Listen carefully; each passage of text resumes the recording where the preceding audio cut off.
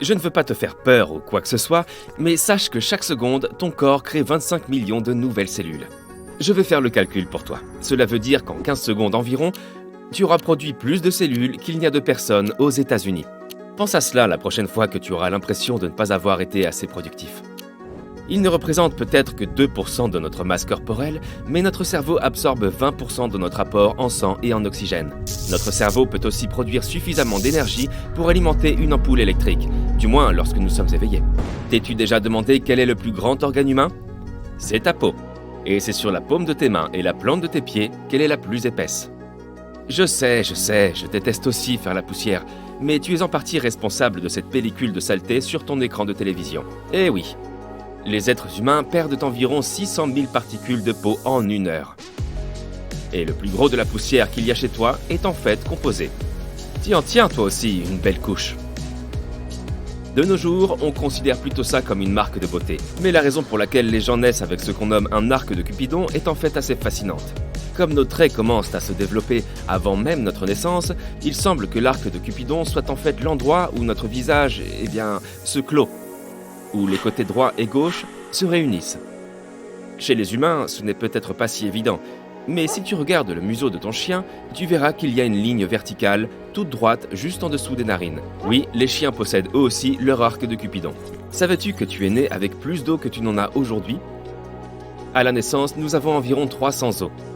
Mais en vieillissant, certains d'entre eux fusionnent. C'est pourquoi, à l'âge adulte, nous finissons par avoir environ 200 os.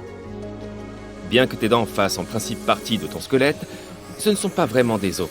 Elles en ont pourtant bien l'air et partagent certaines caractéristiques avec ceux-ci, comme le fait d'être les éléments les plus durs de ton corps.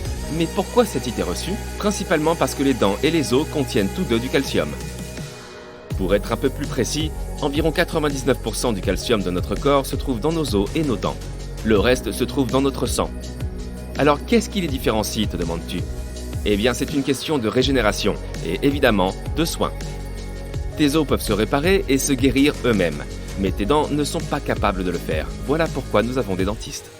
Nous n'avons pas seulement des empreintes digitales uniques, nos langues le sont aussi.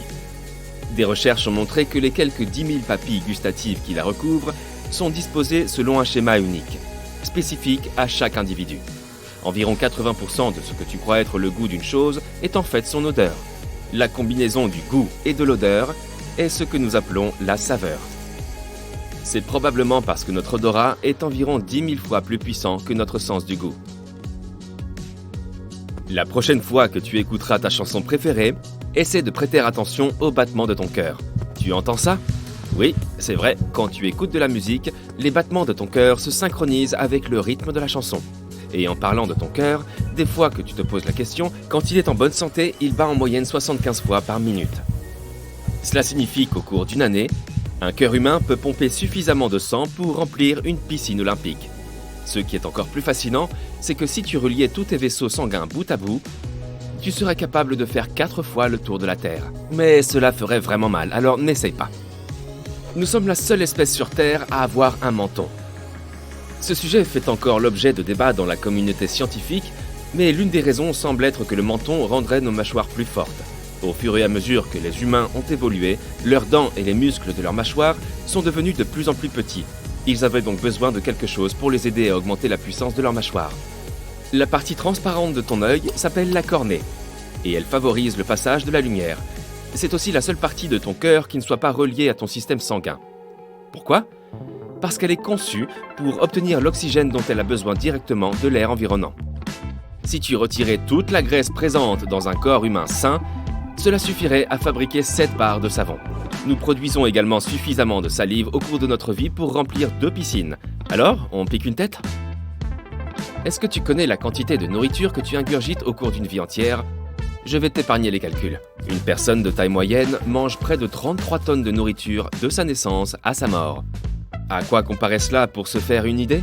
Eh bien, ça fait environ 6 éléphants. En cacahuètes, ça fait beaucoup plus. Nous portons tous en moyenne environ 1,8 kg de bactéries à tout moment dans notre corps. Mais ne cours pas si vite chez le médecin. La plupart de ces bactéries sont en fait bonnes pour toi. Elles ont des fonctions spécifiques dans le corps humain. Par exemple, pour la digestion et le système immunitaire. Si tu veux te faire une idée précise de ta taille, assure-toi de te mesurer le matin. Parce que tu es plus grand d'environ 1 cm au moment où tu te réveilles. Crois-moi, c'est pas magique. C'est simplement parce que tout au long de la journée, le cartilage entre les os et la colonne vertébrale s'écrase et se comprime, ce qui fait que tu es plus petit au moment où tu te couches. Nous savons tous qu'une sorte d'énergie circule dans notre corps. Du coup, nous émettons une petite quantité de lumière. Elle est trop faible pour que nous soyons en mesure de la voir, mais ce n'est pas mentir de dire que, en ce moment même, tu brilles littéralement. L'auteur et humoriste Mark Twain a dit un jour « L'homme est le seul animal qui rougisse, et le seul qui ait de bonnes raisons de le faire. » Comme c'est vrai. Mais tous les humains ne peuvent pas rougir, et ceux qui le font rougissent à différents degrés. Rougir serait-il un résultat de notre évolution ? Il semblerait que oui. Nous rougissons afin de communiquer sans utiliser la parole, tout comme les chiens remuent la queue quand ils sont heureux ou excités. Donc en gros, rougir peut se traduire par « je suis gêné », de la même façon que nous frissonnons lorsque nous avons froid. Si l'œil humain était un appareil photo, il aurait environ 576 mégapixels. Notre vision du monde change tout au long de notre vie. À notre naissance, nous voyons le monde à l'envers pendant un certain temps. Notre cerveau est programmé pour remettre à l'endroit l'image inversée qui se forme sur notre rétine au travers de la cornée convexe de l'œil. Mais cela ne se déclenche pas immédiatement à la naissance. Je suis sûr que tu apprécies tes séances hebdomadaires de cardio et d'haltérophilie, mais le muscle le plus fort du corps humain n'est certainement pas celui sur lequel tu travailles si dur. Il se trouve en fait dans tes mâchoires. Tes mâchoires sont conçues de même façon qu'un casse-noix. Pourquoi ? Pour que tu puisses mordre puissamment en utilisant le moins d'énergie possible. Le muscle le plus rapide est situé dans tes yeux. C'est probablement pour cela que nous avons inventé l'expression « en un clin d'œil » pour désigner quelque chose qui se produit très vite. Savais-tu que ton nez est doté d'une fonction de réinitialisation intégrée ? Cela se produit lorsque tu éternues. Éternuer est en fait une manière pour ton nez de se débarrasser de toutes les mauvaises particules qu'il a inhalées. Ce n'est donc pas forcément le signe que tu es enrhumé. Tu penses toi aussi que ton petit doigt est faible et quelque peu inutile ? Eh bien, il est en fait responsable d'environ 50% de la force de ta main. Nous n'avons toujours pas compris précisément pourquoi les gens bâillent. Nous ne sommes pas les seules créatures à le faire. Les babouins, les cochons d'Inde et les poissons combattants bâillent pour signaler aux autres animaux de ne pas les approcher. Les pingouins semblent bâiller pendant les parades nuptiales, et les serpents bâillent parfois après un bon repas, heureux qui a bien mangé. Selon certaines théories, le bâillement nous permettrait d'absorber plus d'oxygène, tandis que d'autres théories indiquent qu'il nous sert à réguler la température de notre corps. Donc au final, nous n'en savons toujours rien. Nos oreilles et notre nez sont les seuls organes qui continuent de grandir tout au long de notre vie. Nos yeux restent plus ou moins de la même taille du début à la fin. C'est à l'âge de 3 mois que nos cornets atteignent leur taille maximale.